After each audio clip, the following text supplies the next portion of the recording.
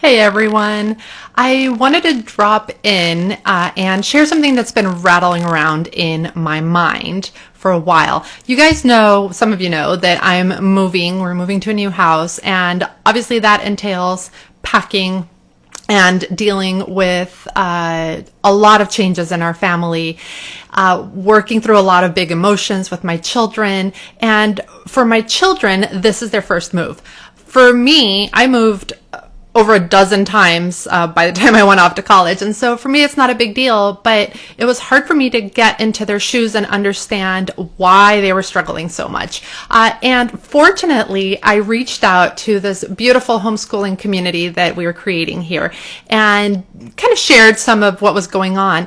And the response that I got was so lovely in terms of people normalizing the struggle and the big emotions around moving. And so I had several friends reach out and say, we moved 18 months ago and my kids still talk about the house. And, there are still things that the children miss about the old place or that they haven't adapted to. And just being able to normalize that struggle was so helpful in the process. And so it got me thinking about all of the things that we don't really normalize about homeschooling, things that we don't really talk about. They're kind of like dirty little secrets, right? And when you go on Instagram and you see everybody doing these beautiful activities and magical homeschool settings, you can tend to feel overwhelmed or insecure or think that you're not doing things right. And so what I want to do today is to just normalize this crazy experience of homeschooling. And I have 5 points that I want to touch on, 5 different things that you're going to experience probably during your homeschool adventure. And I want to normalize a little bit of the craziness and the chaos. So the first one is that learning is not linear. Learning happens in spurts.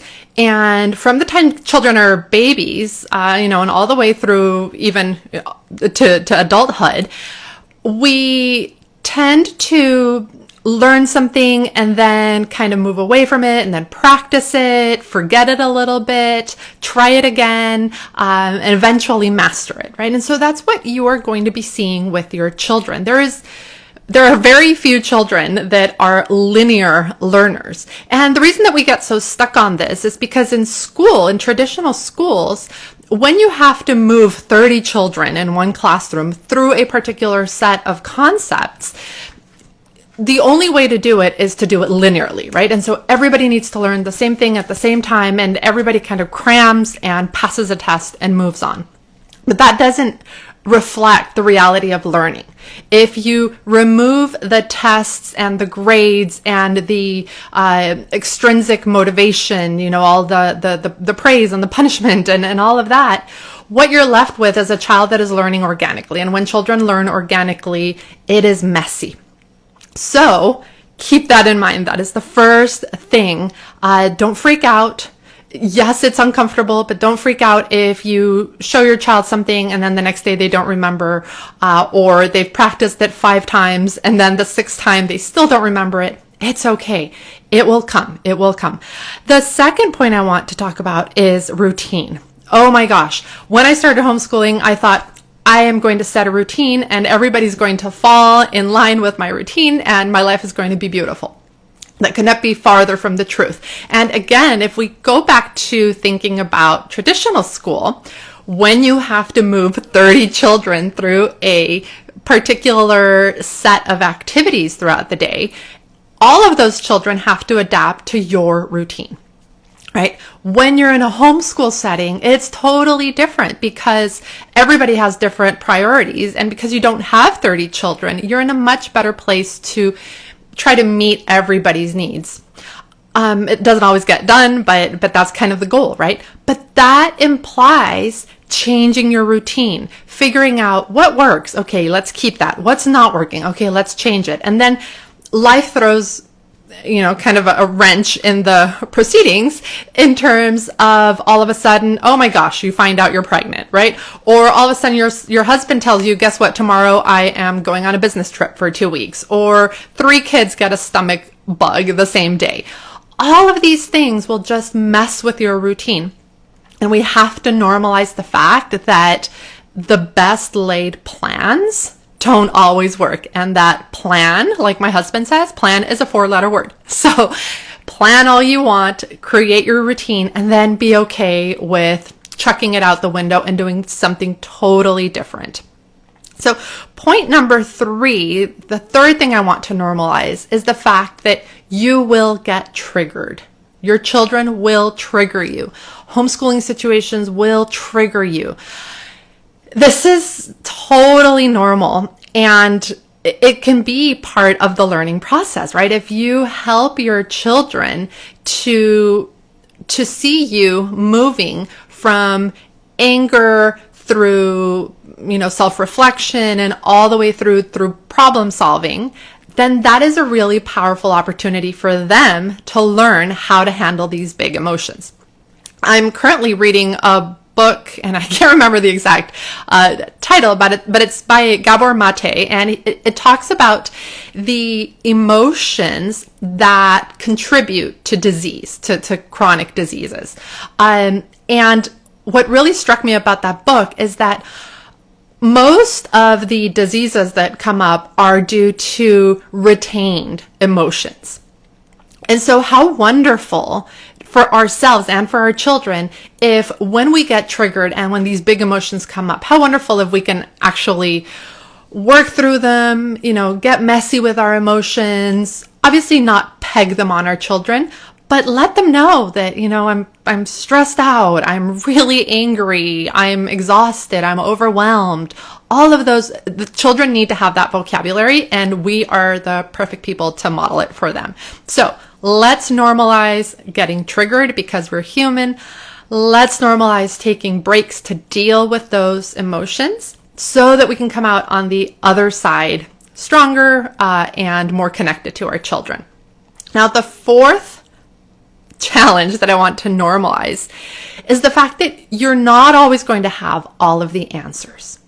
No matter how many lessons you read, how much you plan, how many videos you watch, you're not going to have all of the answers for your children. That is not your job. You're not a walking encyclopedia. You're not a Google. You're not an Alexa. And that's a good thing because your children are also not going to have all the answers in life, right? And so if we actually, when I was a teacher, I noticed something. I noticed that a lot of my students were hesitant to answer because they didn't know if they had the right answer or not. And so when we were in a group lesson and I would ask a question, they didn't want to answer. And if somebody answered and they gave an answer that was incorrect, sometimes the other children would laugh. They would laugh nervously. They would laugh uncomfortably. They wouldn't really laugh at the child, but they would just kind of laugh nervously with this idea that if you don't know the correct answer, there's something wrong with you, right? So as a culture, we have somehow decided that the only way that we can be teachers is if we have all the answers. And I mean, yes, a lot of that has to do with the fact that in schools, teachers kind of pretend to know everything, right? And when I was doing my training in Bergamo in Italy, one of my trainers, Jenny Hogland, she runs an adolescent program in Sweden, and she had worked as an elementary guide for many, many years. And she told the story of how when she was an elementary guide, the children would come to her and ask her questions, and she would always say, you know what, I don't know. Let's go find out. And it was just constantly, I don't know. Let's go find out. That's really interesting. Let's go find out. And so one day there was an observer there, and the observer shared with Jenny an anecdote. She said that while she was observing these children, one of the children said, had a question about something they were working on and said, oh, let's go ask Miss Jenny. And then the other child said, oh no, Miss Jenny doesn't know anything. And that was actually a great testament to Jenny's ability to step back and not always have all the right answers. And so that's what I want to encourage you, is to be okay with not having the right answers. Be okay with saying, I don't know, that's really interesting. Let's figure out how we can find that answer. Or what do you think? What made you think about that? What do you know already? And what do we need to explore? All of those questions are so much more valuable than just having the immediate right answer. And the last thing that I want to normalize before I get back to my packing is that your homeschool is going to be different from everybody else's homeschool.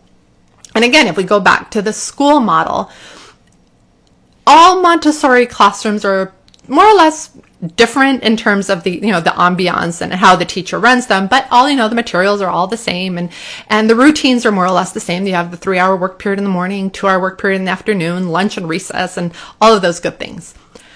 Homeschools are all different because every single family is different, right? And homeschool is a reflection and extension of your family. That's how it should be. It's not school at home.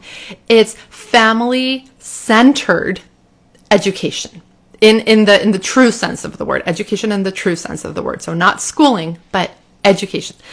And so your homeschool routine, your homeschool setup, your homeschool goals and priorities and values are going to be different than anybody else's. So, by all means, go on Instagram, go on Facebook, go on Pinterest, and look at all these beautiful setups and read about what other people are doing.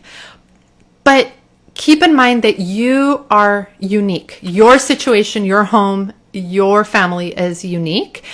And when we compare with the goal of improving ourselves, that's wonderful, right? We're always searching for new ideas so that we can lift ourselves up and share with each other.